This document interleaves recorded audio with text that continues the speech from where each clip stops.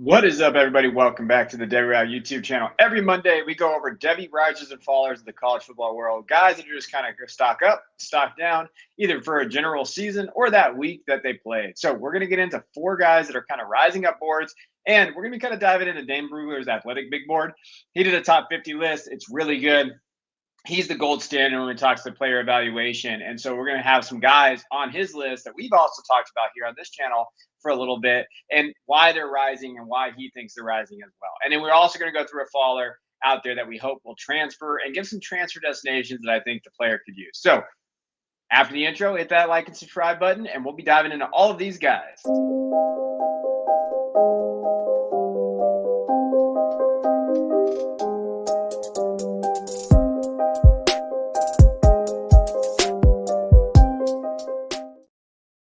All right, let's get into some Devy risers and fallers, and let's have some fun here on the channel. First one's Jalen Polk. Jalen Polk is my guy. I've been talking about Jalen Polk for pretty much all summer and then into the season, and I've been really impressed with him this year. When you look at the numbers overall, PFF's advanced grade, 82.5 receiving grade is really good.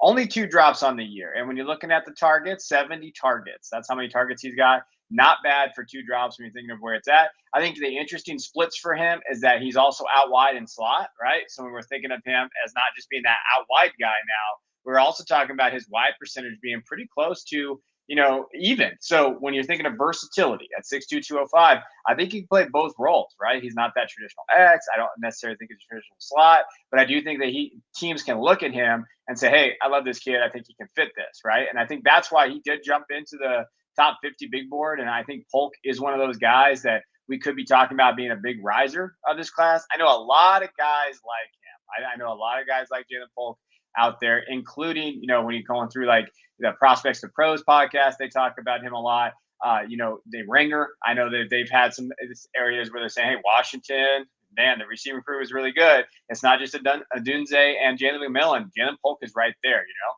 when you're looking at his raw numbers, 880 yards, 8 touchdowns, 17.4 yard average. And I think the one thing that was brought up that I think was important when you think of Washington's passing attack, they're not asking their receivers just do bubble screens and quick slants. That's not what you see. You see a lot of deep post. You see a lot of nuanced routes out there.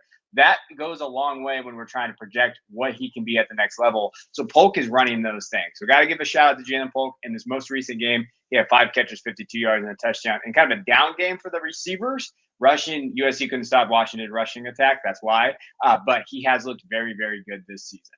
Next guy, A.D. Mitchell, man. We talked about him preseason. We said, hey, this is a guy that could be getting a little bit of buzz, and he's starting to, right? Receiving grade 73.8, only 1 drop on the season, and I think that's really relevant in terms of targets, 55.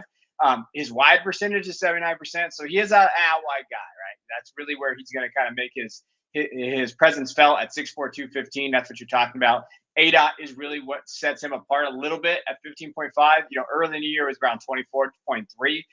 But he's kind of solidified himself as being that 15 or above ADOT, which is good. The average depth of target there.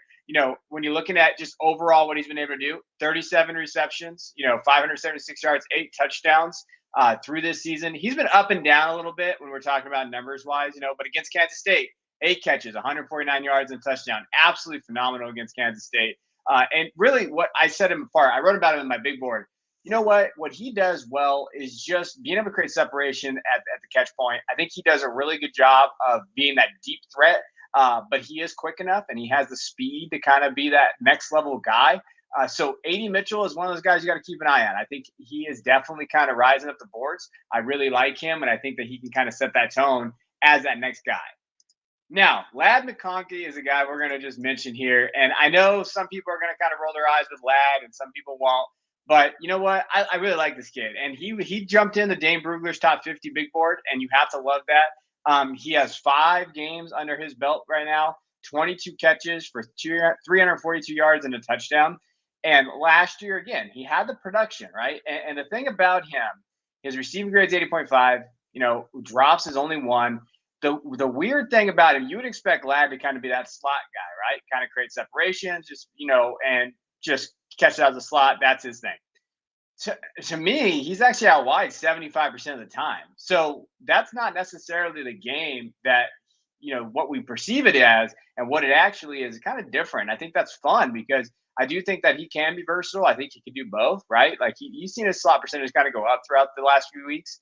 But he's had two great games the last 2 weeks. Missouri and Florida, he had 135 yards against Florida, 95 against Missouri. He's slowly going up out there on draft boards, and that's something that you have to kind of take into account when we're thinking of like draft capital. People like him. They think he's going to test very well. And they're just, when Brugler talked about him on his podcast, he talked about him just making plays, him being able to create separation, him being able to just get targets. Like those are the things that you want to hear if you're projecting for the NFL and from a fantasy perspective. And then the next guy, I think Carson Beck. We're saying Georgia, Georgia is probably the most underrated two-time defending champion in college football history because there's not a lot of them anyway, but he's really elevated his game, 213 for 298, 71% completion percentage, 2,700 yards, 16 touchdowns, 4 interceptions. His offensive grade is phenomenal. When you're thinking of what he's been able to do this season, Stetson Bennett light-ish, right? When we're thinking of what he's been able to do. 90.6, really, really good.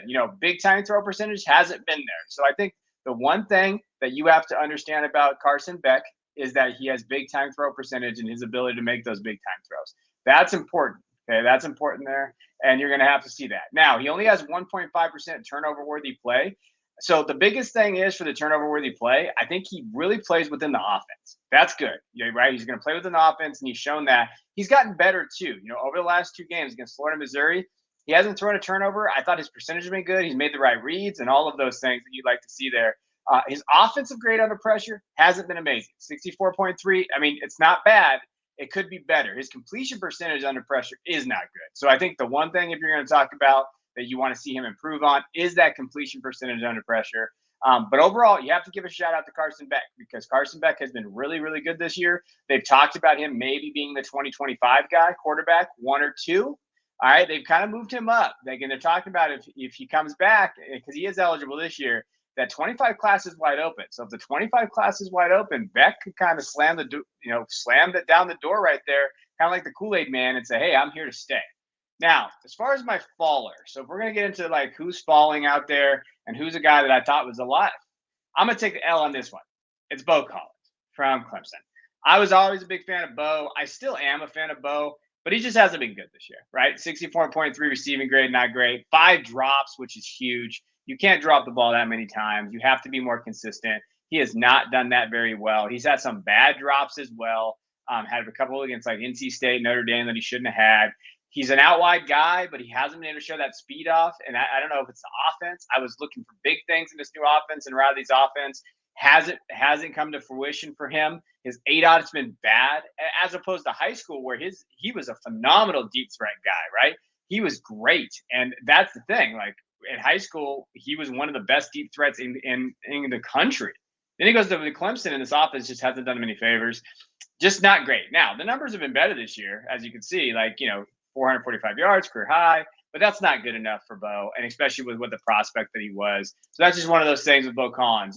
I think for me, I want to see him transfer. I know people have thrown out USC because he's from LA or from California out here. That could be an option. Maybe he comes back home, right? Maybe he comes into that area. Maybe he goes to Oregon, right? Maybe he attacks that, or hey, maybe he just goes off the chain a little bit, off the radar. Maybe Colorado or somewhere on the West Coast where he can maybe get some targets. I think those are all be different spots for him. That would be good. But I think the main thing for Bo Collins, if you have him roster, you want him to lead, right? Like if he can go and get kind of some type of other location, some spot where he can maybe flourish a little bit in their offense, be more of a deep threat. That's what you have to hope for Bo Collins. Or this just looks like another wide receiver that, doesn't pan out for Clemson. And I think that's just one of those things we have to look at moving forward with Devy wide receivers from Clemson. So that's my Week 10 edition of my risers and fallers for college football. It's been a fun season. Appreciate you guys sticking on with me during this season and just hanging out and talking about it. So what do you guys think in the comments? What are some transfer locations for some of the guys that also I didn't make the list? Who are some followers for you? Who are some risers? I always like to have that discourse in the comments. So leave your comment. Appreciate you guys.